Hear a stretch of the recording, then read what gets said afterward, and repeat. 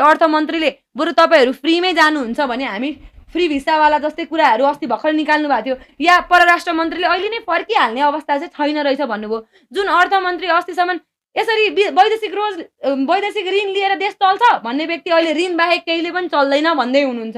या जुन नेपो किटको आन्दोलन भन्दाखेरि शिक्षा मन्त्री आफै नेपो किटबाट आउनु भएको छ, या भनौँ न हिजोको दिनको पार्टीलाई गलत भन्दै गर्दाखेरि त्यही पार्टीका मान्छे यहाँ पनि आछन् त, एमालेकै मान्छे यहाँ पनि छन्, कांग्रेसकै मान्छे यहाँ पनि छन्, होइन छैनन् भन्नु, माओवादीकै मान्छे यहाँ पनि छन्।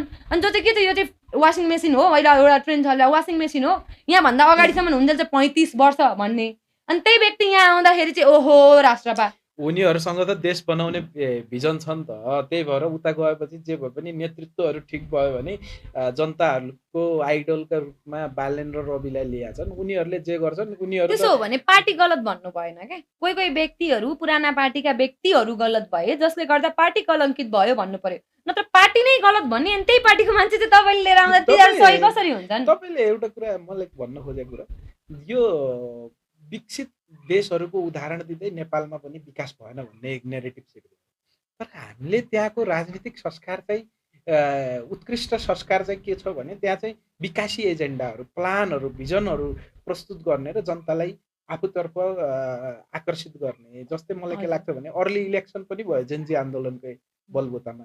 मलाई के लाग्थ्यो भने 2 वर्षपछि त चुनाव नै थियो, त्यही चुनाव अगाडि गर्दाखेरि राज्यलाई भार पनि भयो आर्थिक।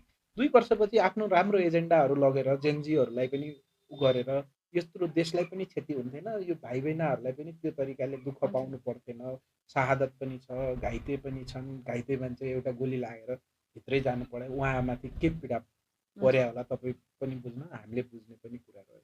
अनि पछि अब हाम्रो देशमा त्यस्तो लाग्दैन, भिजन प्लान हुनुपर्छ, एउटा नकारात्मक कुरा गरेर मात्रै समाजमा भाडेर मात्रै यो देश चाहिँ फरक ठाउँमा पुग्दो रहेछ, कमजोर देशका सुरक्षा संयन्त्रहरू पनि कमजोर हुने रहेछन्, हामीले चाहिँ गलत गऱ्यौँ भन्ने ठाउँमा पनि आन्दोलन गर्दै गर्दाखेरि काहीँ हाम्रो हातबाट पनि गल्ती भयो भन्ने चाहिँ अनुभूति अहिले कति लाग्छ तपाईँलाई? अनि यसमा चाहिँ यस्तो छ, हामीले के भनिरहेछौँ भने सरकारलाई हामीले यो सरकार कामै नगरोस् या यो सरकार अहिले राजीनामा दिएर जाओस् या अर्को चुनाव होस् भन्ने कुरा भने होइन। सरकारले गरेका काम राम्रा छन् तर नराम्रो नगर, मान्छेद्वारा नै गरिने जुन यो विनाश छ यो चाहिँ नगर।